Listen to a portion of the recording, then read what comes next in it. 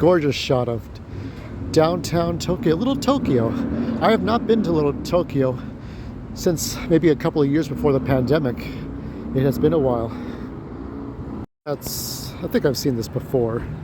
I was supposed to volunteer at the Japanese American National Museum. They called me a year later and they still didn't have an answer for me.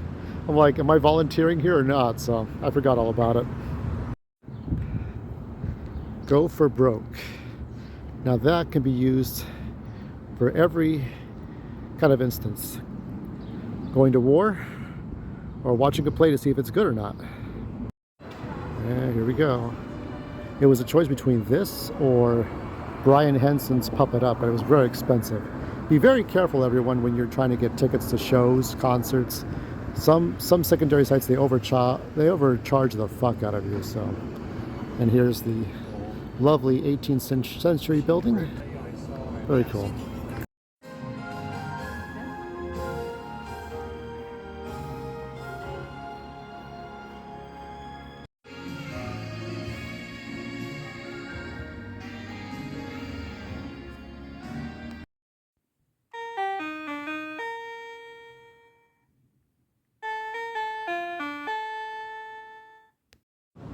Never is that phrase any more truer. Here they are as enemies. Friends, enemies, friends again, enemies, we're friends again. Anyway, so here we have the characters of, this is Bradley Yamashita, played by Daniel J. Kim, not to be confused with Daniel Day Kim, who Linda worked with. And this guy, Vincent Chang. I'm trying to remember. Kelvin, like Kelvin Timeline. Kelvin Han Yi with 2 E's. Reminds me of my Chinese teacher. I went to an all-boys school. I'll tell you a little story. And because Lee could be spelled with L-I, like Jet Li, or L-E-E. And he would say, he was our, I think he was teaching manufacturing class, like metal shop class. And he would say, my name is Mr. Lee with 2 E's. Remember that, Mr. Lee with 2 E's. And some of the students would go, Mr. Lee with 2 E's. It's like, holy shit. That was 1992, 1993. And one Chinese teacher actually, in the 7th grade, introduced the laser disc. So I didn't know what a laser disc was. And he had this laser disc player. So what is that? That was 1990 or 89. That was a long time ago. So this deals with Bradley and Vincent. Now, Vincent Chang they're both actors playing actors. So they're 2 actors in Hollywood trying to make it. I was thinking of you, Linda, with Yellowface, the play you did. And I mean, Yellowface is a great play, but this is like it's like a fraction of what, here you got this poor old bastard playing the stereotypes, right? And even Bradley points it out. So they meet at a fancy fundraiser. Then they go to an audition room. Then each of them have their little bit of their monologues. There's emotions. The Godzilla segment's probably my favorite. Yeah, it's amazing, but it's a little bit of everything. You have just one character realizes what the other character went through, especially the part where he's like, oh, but you, wait a minute, but you, he says, there's a kissing scene, right? There's a kissing scene between you and the lead woman. Oh yeah, that was the TV edit. They edited that out.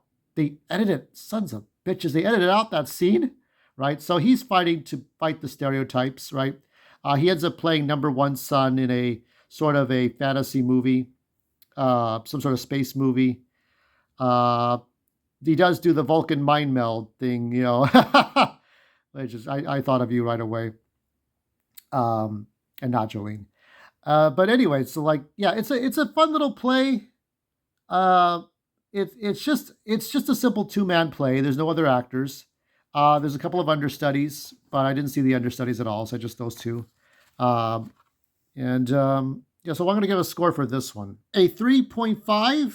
I'll give it a nice score. I wasn't as intrigued by it, to be honest. There were some parts that were kind of the same to me, but what I enjoyed about it was that although these 2 seem to be good friends at the end and the beginning, there's that animosity, sort of that backhanded compliments and nasty remarks from Bradley to Vincent. But I will never forget, as long as I live, he just says, 34, 34, not dirty floor, 34. What is the matter with you? What is wrong with you, right? Uh, and that he says the lines in real time as opposed to the movie that you see there at the beginning, that little movie. And you see the pop culture all around at the beginning before the pre-show, and it's you see the actors, the Hollywood stage and screen actors as Vincent's talking. It's very very interesting stuff. So 3.5, and I don't know what play. I'm going to see one play a month. I'm going to see how it goes. I'll wing it from there.